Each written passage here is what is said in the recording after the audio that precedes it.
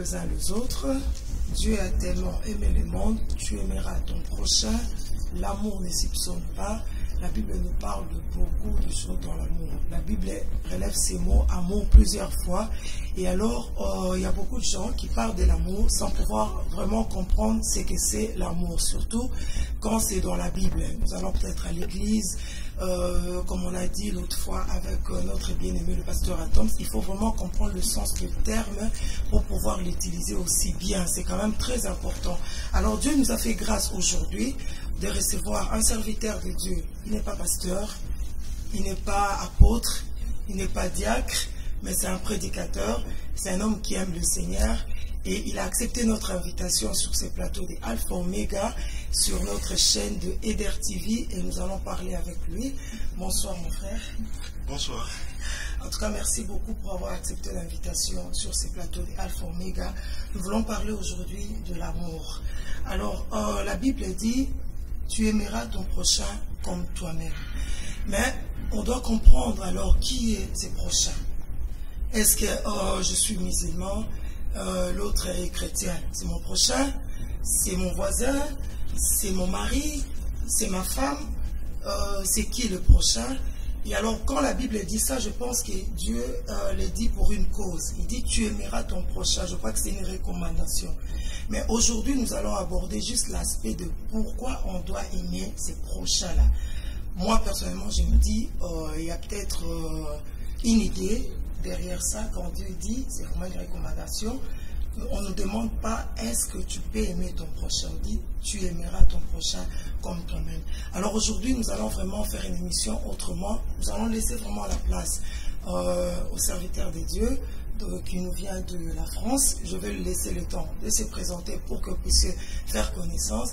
Et après, on laissera le temps à l'homme de Dieu de pouvoir nous parler par rapport à ce qu'il a reçu de la part de Dieu. Mais j'aimerais d'abord vous poser la question. Quand vous parlez, par exemple, de pourquoi aimer son prochain, qu'est-ce que vous voulez dire exactement? Mais avant ça, vous pouvez déjà vous présenter. Comme ça, on va faire connaissance avec vous, à nos téléspectateurs. Alors, bonjour. Moi, je m'appelle Alain Kitete. Donc, je suis marié, je suis marié, ma femme s'appelle Laurette Kitete, et père de 4 enfants. Donc voilà, je ne suis pas pasteur. Je ne le suis pas encore, si je peux le dire.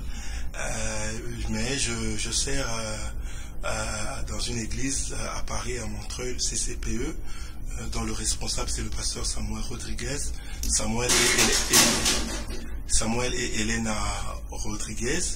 Et voilà, donc je sers dans cette église-là. Alors, mon frère, pourquoi on doit aimer son prochain? Comment est-ce que vous pouvez déjà le définir avant vraiment de rentrer dans le sujet? Alors, je pense que avant vraiment de répondre, j'aimerais dire que, comme je l'ai dit, donc je ne suis pas pasteur, je suis juste prédicateur parce que de temps en temps j'apporte la parole. Et j'aimerais dire que donc il n'y a pas de, j'aime toujours le dire, qu'il n'y a pas de petites paroles, il n'y a pas de grandes paroles, il n'y a que la parole de Dieu. Et Jésus-Christ est la parole de Dieu. Et donc c'est pour ça que je vais essayer d'apporter une réflexion selon ce que Dieu m'a mis à cœur. Je pense que la question se pose dans le livre de Luc, chapitre 10, le verset 25 jusqu'à la fin. C'est un docteur de la loi qui pose la question à Jésus-Christ. Il lui pose la question de savoir quels sont les commandements. Et Jésus va lui donner les 2 commandements. Tu aimeras ton Dieu de tout ton cœur, de toute ton âme, de toute ta force, et tu aimeras ton prochain comme toi-même. Et il pose la question à Jésus-Christ, qui est ton prochain? Qui est mon prochain? Alors Jésus-Christ lui dit, comme c'était une question piège, il dit, mais tu connais la loi. Tu connais la loi, tu aimeras ton prochain comme moi. Et il lui posera cette question, qui est mon prochain? Et Jésus-Christ va répondre par cette parabole de Samaritain. Et Jésus répond à la première question. Et moi je pense que pourquoi aimer son prochain, c'est parce que je pense que pour que l'homme, et Dieu en fait un commandement pour avoir la vie éternelle, pour que l'homme puisse se construire, pour qu'il devienne lui-même, il a besoin d'une personne que Dieu met à côté, qu'il appelle son prochain. Je pense que c'est vraiment Dieu le fait pour déjà la construction, notre construction. Et je vais essayer de le développer un peu plus haut. Et même dans le couple, le prochain le plus proche de nous, c'est soit notre femme, soit notre mari. C'est la personne qui nous connaît encore le mieux. Mais le prochain, comme le dit la Bible, elle peut être ta mère, ton frère, ton voisin, toute cette personne que Dieu met à tes côtés, comme il l'explique dans cette parabole. Voilà à peu près. Je pense que c'est pour la construction. Okay. Alors, l'homme de Dieu va vous laisser alors le temps de pouvoir partager avec le peuple de Dieu qui nous suit en ces moments, nous parler par rapport à ces grands thèmes-là, pourquoi aimer son prochain, et on reviendra plus tard à la question. Alors, je pense, comme je viens de le dire, Luc chapitre 10, verset 25, jusqu'à la fin, je ne vais plus relire le texte, mais Dieu parle c'est la question que vous avez posée, on parle de connaître déjà. Le premier point c'était de connaître son prochain. Et au sujet de connaître son prochain, j'aimerais juste dire que j'aime bien le diviser en 4 zones. Selon que Dieu nous a créés, moi j'aime le diviser comme ça dans ma réflexion, je pense qu'il nous a créés en 4 zones. Une zone que j'appelle la zone publique. Il y a une zone que j'appelle la zone aveugle. Il y a une autre zone que j'appelle la zone cachée. Et une zone que j'appelle une zone inconnue. Alors, ça, c'est par rapport à la connaissance d'une personne. C'est-à-dire que quand on connaît une personne, il y a des limites dans la connaissance. On peut connaître une personne dans la zone publique. La zone publique, c'est cette zone-là où on connaît une personne en général. J'aimerais vraiment prendre des exemples. Je viens de la France. Si je dis, je parle par exemple d'Emmanuel Macron. Donc on le connaît.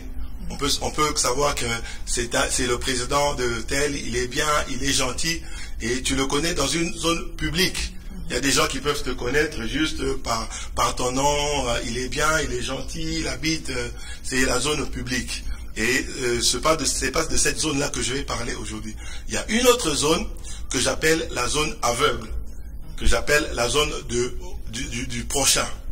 Et c'est cette zone-là que je vais développer. Alors, dans cette zone-là, Dieu fait exprès que toi-même, tu ne puisses pas savoir comment tu es. Mais que celui qui est à côté de toi, que lui appelle ton prochain, puisse voir comment tu es. Et Dieu le fait exprès. C'est pour cela quand l'autre te dit, tu sais, toi tu es comme ça. Toi tu dis, non, moi je ne suis pas comme ça. Si tu es comme ça. Dieu fait exprès que toi-même tu ne puisses pas voir comment tu es. Mais celui qui est à tes côtés, qui peut être ton prochain, qui peut être ta mère, ton frère, ton mari, puisse voir. Et c'est cette zone-là que je vais développer, que j'appelle la zone de mon prochain. Et il y a une autre zone que j'appelle la zone cachée. Dans cette zone-là, c'est la zone de l'intimité. J'aime bien le dire comme ça. C'est-à-dire, dans cette zone-là, Dieu fait que toi-même, tu sais qui tu es. Mais celui qui est à côté de toi, lui, il ne sait pas qui tu es. Les gens peuvent dire que tu es bien, tu es gentil, mais toi-même, tu sais que moi, je suis un voleur. C'est la zone de l'intimité. Mais pour que les autres puissent savoir comment tu es, il faudrait que toi-même, tu puisses le dévoiler. Et pour qu'une personne puisse dévoiler cette chose-là, il faudrait que tu puisses bien parler avec lui dans cette zone que j'appelle la zone aveugle. C'est alors qu'il peut te dire certaines choses. Alors, je ne vais pas développer aussi cette zone-là aujourd'hui, mais je suis en train de les citer. Il y a une zone que j'appelle la zone inconnue.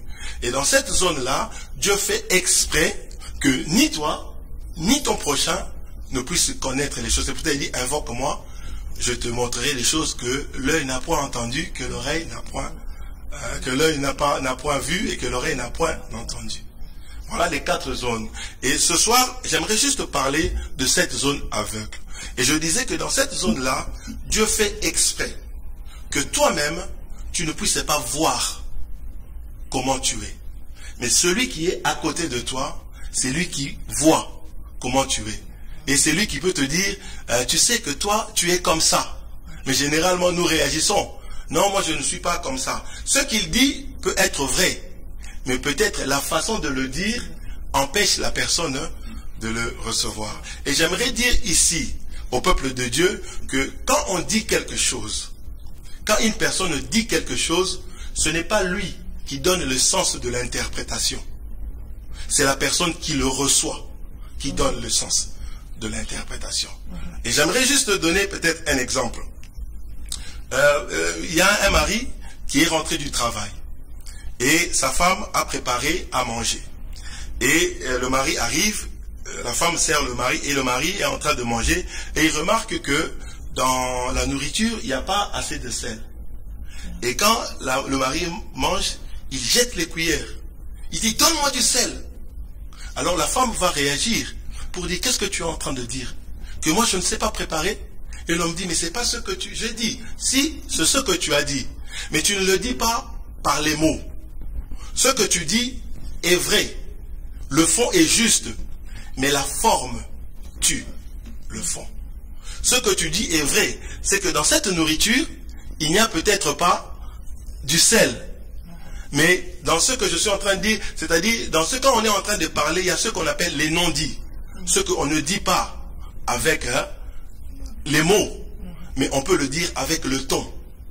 Regarde dans quel ton tu es en train de parler à ton prochain.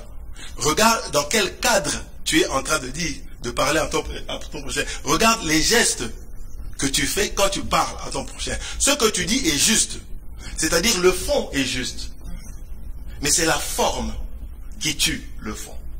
Dans cette nourriture-là, et aujourd'hui il y a beaucoup de familles, de personnes qui sont détruites. Quand on va peut-être appeler un pasteur pour intervenir, le pasteur va venir.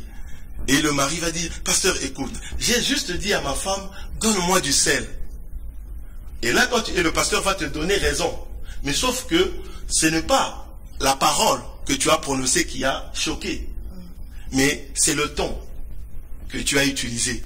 Et là, tu ne vas pas dire au pasteur, tu ne vas pas reprendre le ton, ou bien les gestes, ou bien le cadre dans lequel tu as passé. Et la personne qui est là, qui comprend que dans cette nourriture-là, il n'y a pas vraiment assez du sel, mais si tu lui avais peut-être mieux dit que ma femme, tu vois qu'aujourd'hui, il n'y a pas, peut-être tu étais en jeûne, en prière, tu n'as pas pu peut-être goûter le sel, et si tu ajoutais un peu du sel, ça allait être constructif pour elle.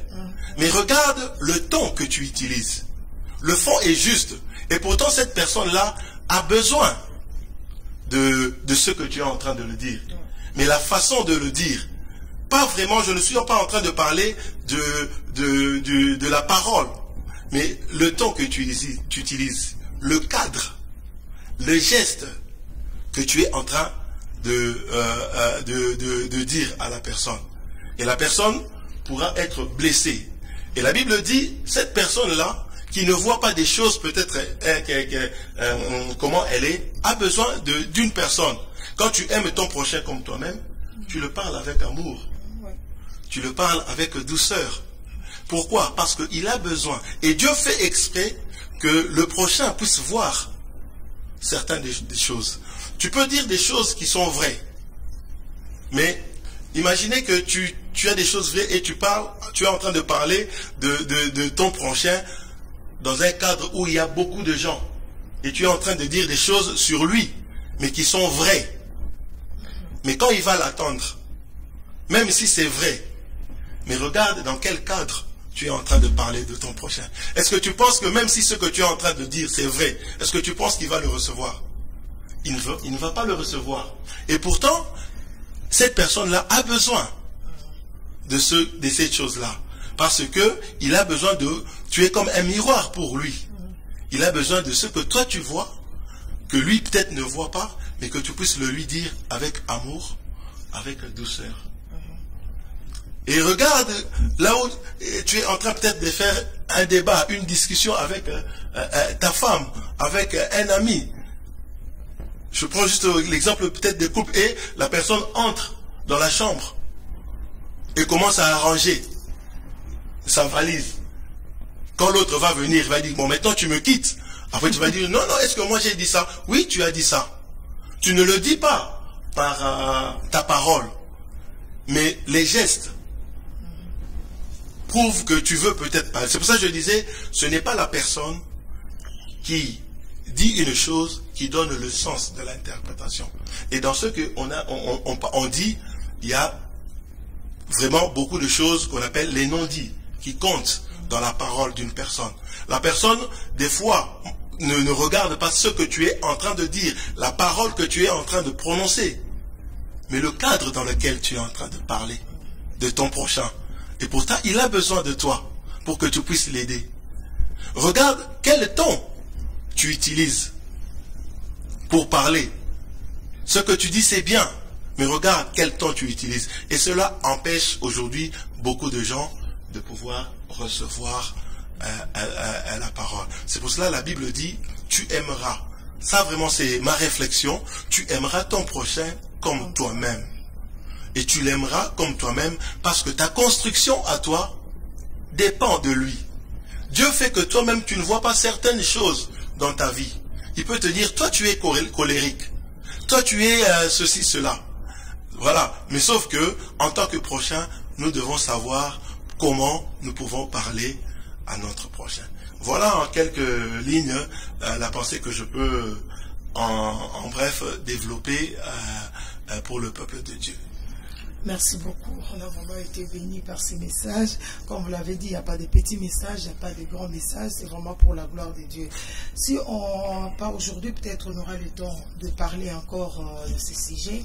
Mais est-ce que pensez-vous déjà, si vous pouvez nous aider un peu, moi et le téléspectateur, savoir ce que vous pensez que c'est possible d'aimer son prochain comme soi-même? Alors, je pense que c'est un autre sujet. Selon la Bible, peut-être. Je pense qu'il est possible d'aimer son prochain comme soi-même. Si la Bible le dit, c'est que par grâce, il est possible d'aimer son prochain comme soi-même. Mais maintenant, le vrai problème, c'est quoi? Ce n'est pas de connaître ces choses, c'est de pouvoir les comprendre. Voilà. Et aujourd'hui, je ne vais peut-être pas entrer dans ça, mais c'est des choses qui sont possibles. Parce que la Bible dit, il y a beaucoup de choses dans la Bible que nous, aujourd'hui, le peuple de Dieu est en train de lire. Nous connaissons beaucoup de choses, mais il y a beaucoup de choses que nous ne comprenons pas. Par exemple, nous, beaucoup de gens savent et ils comprennent qu'ils savent et ils connaissent qu'ils sont enfants de Dieu. Mais ils ne comprennent pas qu'est-ce que signifie enfant de Dieu. On peut juste le voir dans la façon dont on est en train de vivre. On comprend que la personne connaît. Donc le peuple de Dieu aujourd'hui, il connaît beaucoup de choses, mais qu'il ne comprend pas. Voilà. Et je pense qu'il est possible, mais ça, par la grâce de Dieu, mais j'aurais peut-être le temps de le... Voilà. Parce que, en fait, la loi, tout ce que Dieu met, la loi, a pour objectif de pouvoir nous amener à Christ. De pouvoir nous mener à Christ. Et j'aimerais juste te donner un exemple pour dire, tu sais, quand Dieu a mis Adam dans le jardin d'Éden, Dieu savait que Adam allait manger le fruit. Quand on met une personne dans un cadre comme ça, il doit avoir des principes à respecter. Il n'est pas le Tout-Puissant. Et Dieu vient lui dire, tu feras tout ce que tu as fait, mais tu ne mangeras pas le fruit de cet arbre. Et c'est ce commandement-là, c'est cette loi-là qui vient embrouiller la vie de Adam. S'il n'y avait pas de loi, il n'y aurait pas eu de péché. Mais pourquoi Dieu met cette loi-là? En entendant qu'il sait que Adam va peut-être pas le respecter. Parce que, c'est pour ça que je dis, j'aurai le temps de le dire, parce que la loi avait et a pour objectif de nous amener à Christ. C'est-à-dire que quand l'homme avance, c'est pour ça que Jésus-Christ dit que je ne viens pas abolir la loi, je viens l'accomplir. C'est-à-dire que, imaginez les commandements comme tu aimeras ton Dieu de tout ton cœur, de toute ton âme, de toute ta force. Je ne sais pas s'il y a des gens qui pourront en eux seuls aimer Dieu de toute ton âme, de toute ta force. C'est un peu compliqué.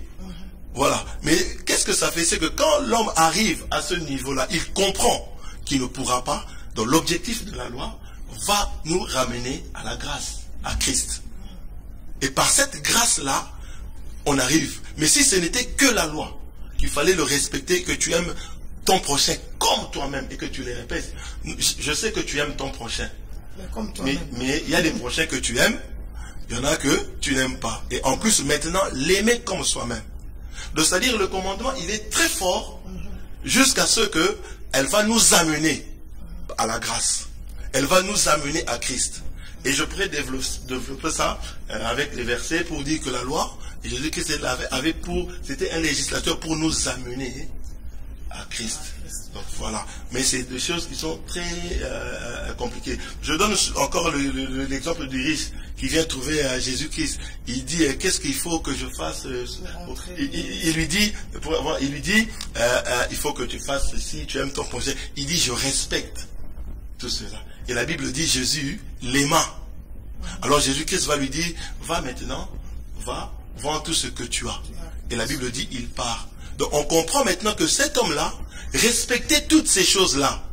Mais l'amour de l'argent dans son cœur était plus fort que le fait d'aimer Dieu. Et il décide alors de laisser. Donc il comprend qu'il aime son prochain. Il fait toutes ces choses-là. Mais maintenant, le commandement, il est dur. Le commandement lui dit, va maintenant, va vendre tout ce que tu as. Donc Jésus-Christ maintenant le met. C'est un texte pour dire, on va voir maintenant si tu aimes Dieu maintenant de tout ton cœur, de tout ton âme. On comprend qu'il aimait Dieu, mais il ne l'aimait pas de tout son cœur. Dans son cœur, il y avait son argent. Vous comprenez? C'est pour cela, la grâce est là et la loi va venir. C'est pour ça que je dis que je le développerai plus tard. Il faut aimer son prochain, c'est possible de pouvoir l'aimer. Ah ok, en tout cas merci beaucoup homme de Dieu. J'aimerais juste conclure vraiment pour dire au peuple de Dieu, un jour, la Bible dit ceci. C'est juste un message que j'essaie de vous apporter qui vient dans le sens de pouvoir relever le peuple de Dieu. Afin que nous puissions comprendre certaines choses de la parole de Dieu. Parce que nous avons compris. Nous connaissons beaucoup de choses. Et maintenant, il y a des choses dans la parole que nous devons comprendre. Et j'aimerais conclure pour dire ceci. Un jour, la Bible dit ceci, que Jésus-Christ, la Bible dit, le jour où il fut trahi, il prit le pain, le romput, l'éleva, le bénit et le donna à ses disciples. Et la Bible dit que Jésus-Christ lui-même, il est le pain de vie. Pour que Jésus-Christ puisse être élevé, Dieu l'a pris, il l'a rompu, mais avant de l'élever, il l'a d'abord rompu. Il a d'abord brisé. Et quand il a été brisé, c'est alors qu'il a été élevé pour qu'il puisse aujourd'hui être une bénédiction pour nous. J'aimerais dire au peuple de Dieu, ce soir, il faudrait que tu te laisses prendre par Jésus-Christ, comme il a pris le pain. Mais avant qu'il puisse t'élever, il faut qu'il puisse te briser. Et quand il va te briser, il va t'élever et tu seras une bénédiction pour les autres. Beaucoup aiment être élevés, mais ils n'aiment pas être brisés. C'est pour cela ce soir, j'ai apporté ce message sur l'amour du prochain. Nous devons nous laisser briser pour que nous puissions aimer nos prochains comme nous-mêmes, parce que notre propre construction en dépend. Regarde dans quel cadre que tu es en train de parler par rapport à ton prochain. Ce que tu dis est vrai, le fond est juste, mais regarde dans quel cadre tu es en train de parler. Et si ton frère, ton prochain, entend que tu parles de lui dans ce cadre-là, même si ce que tu dis est vrai, il ne pourra pas l'accepter. Et pourtant, il a besoin de cette construction. Regarde dans quel ton tu es en train de dire des choses qui sont vraies à ton prochain.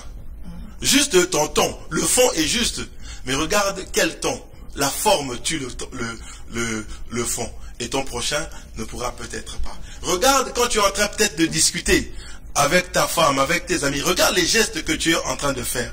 Juste à cause de ce geste-là, la personne ne peut peut-être ne pas recevoir ce que tu es en train de dire. Et j'aimerais que vous puissiez retenir vraiment dans ce message, c'est que quand on dit quelque chose, quand une personne dit une chose, ce n'est pas lui qui donne le sens de l'interprétation. C'est la personne qui le reçoit. Et cette personne qui reçoit ce que tu dis, il tient compte beaucoup des non-dits. Le ton, le cadre et les gestes. Que l'Éternel vous bénisse. Amen. Merci beaucoup, l'homme de Dieu. Attends, très prochainement, franchement, on va aborder l'autre partie de savoir vraiment qui est ce prochain-là, qu'on doit aimer, qu'on doit parler avec beaucoup de douceur et tout ça. Comme je l'ai dit ici au début, est-ce que mon prochain, c'est seulement ma femme? Est-ce que c'est mon voisin? C'est qui vraiment mon prochain? Pour que on puisse vraiment l'aborder très prochainement. Alors, on va C'était la première zone. Ah, ok. Il y en a 3. Ah, vous avez abordé que la première zone. Ouais, la zone. Donc, il nous reste encore 3 zones. Ouais. Donc, il nous reste encore beaucoup à parler avec l'homme de Dieu. Vraiment, nous sommes dans la joie de vous recevoir ici. On va finir un peu cette partie. Mais j'aimerais poser quand même une question qui me vient en tête pendant que vous étiez en train de parler. Ici, pour le dernier temps, les derniers moments, on voit vraiment, quand on regarde même sur les réseaux sociaux, on regarde à la télé, on voit vraiment que le monde va mal. Donc, il y a vraiment beaucoup de choses par rapport à ceux qui lisent la Bible. On voit que c'est comme si petit à petit, on va vraiment vers la fin. Il y a beaucoup de choses qui s'accomplissent maintenant par rapport à l'écriture. Alors, qu'est-ce que vous pensez, vous, d'après vous, des messages qu'on peut aborder, des messages qui peuvent être dits dans les assemblées de Dieu par rapport à ces derniers temps? Est-ce qu'on peut continuer toujours, parce qu'il y en a qui se posent la question, on peut toujours continuer à parler aux fidèles ou aux gens qui vont à l'église, aux croyants, de la prospérité, Dieu va vous donner ceci, Dieu va vous bénir, il faut pardonner, il faut vous aimer, comme vous venez de parler de l'amour, ou il y a vraiment un message qu'on doit maintenant commencer à préparer les enfants de Dieu, les croyants, pour le retour de Jésus-Christ? Bon, je pense que pour moi, il n'y a pas de message spécial. Comme j'aime bien le dire, il n'y a pas d'ancien message, il n'y a pas de nouveau message. Il n'y a que le message. Et le message, c'est Jésus-Christ et le chemin, la vérité et la vie. Personne ne peut aller au Père sans passer par lui. Il n'y a pas de nouvelles paroles, ou bien il n'y a pas d'anciennes paroles. Il n'y a que la parole de Dieu. Et Jésus-Christ dit qu'il est la parole de Dieu. Et la Bible dit il est le même hier, aujourd'hui et éternellement. Donc il n'y a pas spécifiquement un message de l'ancien temps ou bien des derniers jours. Le message, c'est Jésus-Christ. Donc le message ne change pas. Le message qu'on est en train de lire aujourd'hui, ce sont les messages que les apôtres, tout le monde avait lus et qui sont en train de prêcher sur ce message. Donc le message n'a pas évolué. Mais le vrai problème, comme vous êtes en train de le dire, c'est la personne qui évolue. Parce que quand la personne évolue, il veut apporter un nouveau message. Peut-être pour parler peut-être de la bénédiction. Et parce que en fait, la révélation, elle est progressive. Donc il y a des gens qui ont aujourd'hui un nouveau, qui reçoivent une nouvelle révélation et qui veulent parler. Mais il n'y a pas de message pour dire que la prospérité c'est un ancien message ou bien l'amour c'est un nouveau message. Non, c'est la parole de Dieu. Donc celui qui parle de la prospérité, il ne pêche pas contre la parole de Dieu. Celui qui parle de l'amour, il ne pêche pas par rapport à la parole de Dieu, parce que c'est la parole de Dieu.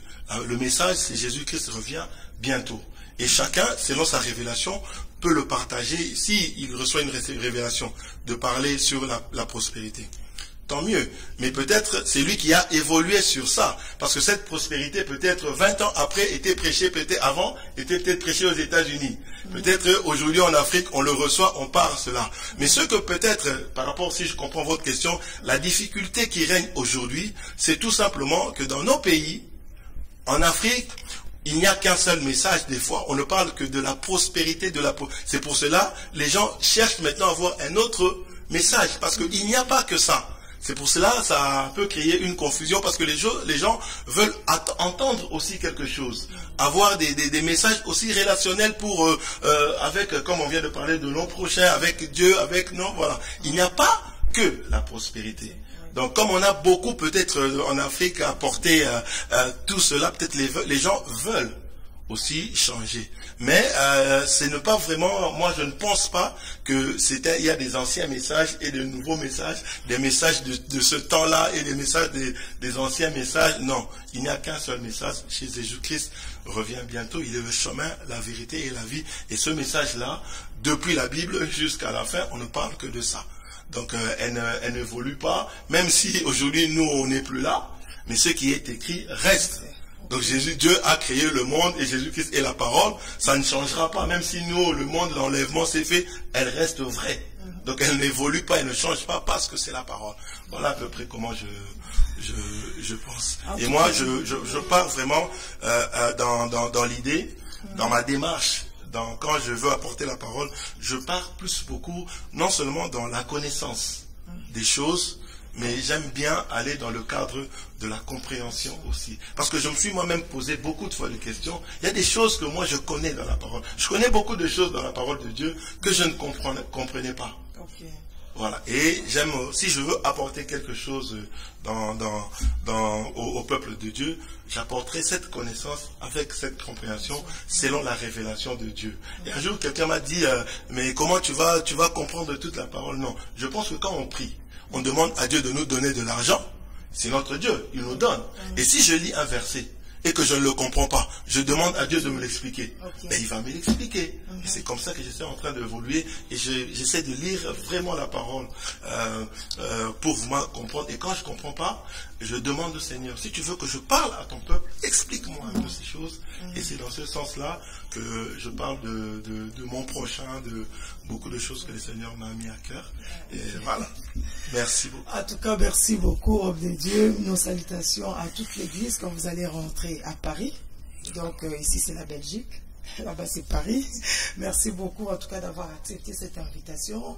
Quant à moi, je remercie aussi toute l'équipe technique. Nous arrivons vraiment à la fin de notre émission. Nous avons compris tous on n'a peut-être pas compris, j'allais dire, qui est ton prochain, mais on a compris quand même pourquoi on doit aimer ce prochain. Donc, on va revenir parce que vous avez dit qu'il y avait 4 zones et aujourd'hui, on en a parlé.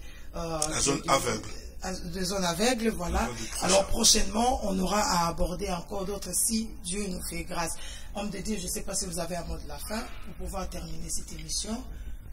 Que Dieu vous bénisse. Ah, ok, merci. Moi aussi, je vous dis que Dieu vous bénisse. Une très très bonne santé à tous nos téléspectateurs de Eder TV et de l'émission Alpha Omega. Que le Seigneur vous bénisse. Merci et au revoir.